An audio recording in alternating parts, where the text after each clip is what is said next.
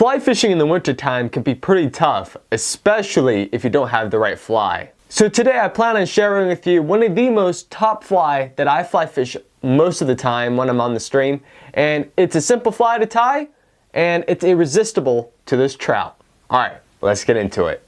What's going on, everybody? My name is Carson. If you don't know me, I've been fly fishing for over a decade now, including competitive fly fishing. So this fly is going to be kind of a mix between a Midge pattern, including a France fly, and this combination has seemed to be pretty dang good when it's on the water, and it's been catching most of the fish. So enough talking, let's get right into how to tie this fly. So alright, let's get started tying this fly. So this pattern, I preferably like to have it actually a little bit smaller than it is. This is a size 14 with a 2.3 millimeter bead, but obviously you can make it also in different sizes. Preferably I like to have it more towards a size 18, size 20 size Midge, but for this video and the purpose of showing you how to tie this fly, I'm going to have it in a size 14. And we're going to be using 70-aught thread, brown color. We're going to first start off with a couple of wraps right behind the bead here, and you're going to see how simple this fly is. It is so effective. And we're going to get some of our France fly material. This is just some inner tubing here, and you can use different colors, of course. Actually, in the spring I like to use an olive color, so that'll definitely encourage some trout to eat it if they're eating BWOs, things like that. So I'm just going to wrap this tube, or mini tube. This is a micro tube here that I'm using, and we're going to tie it all the way to the bend of the hook here.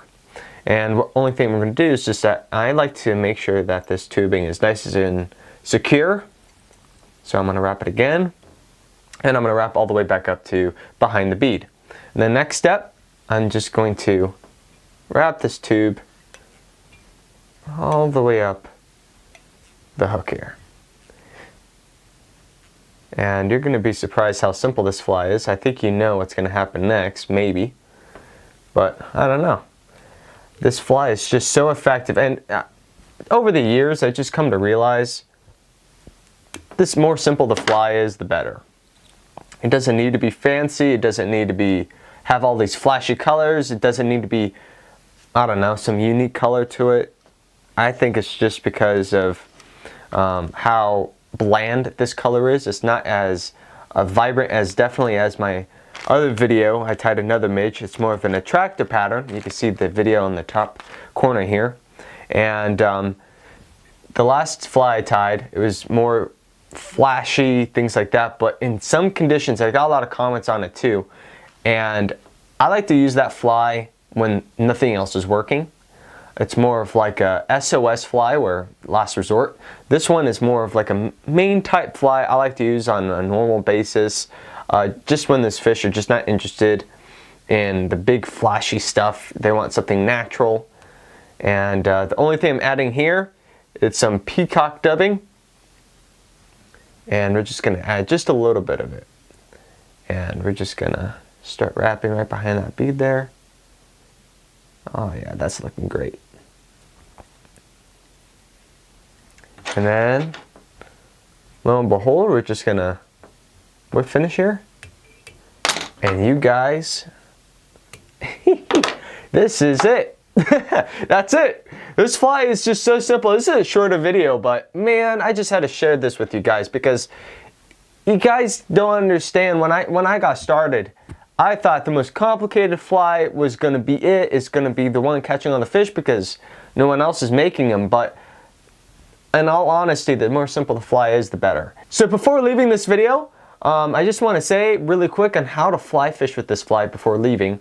And this fly, I love to swing this fly at the end of my drift, just because of like a tiny little pupil popping off the water or something. That's something that's different than what everybody else is just using, just drifting the fly normally.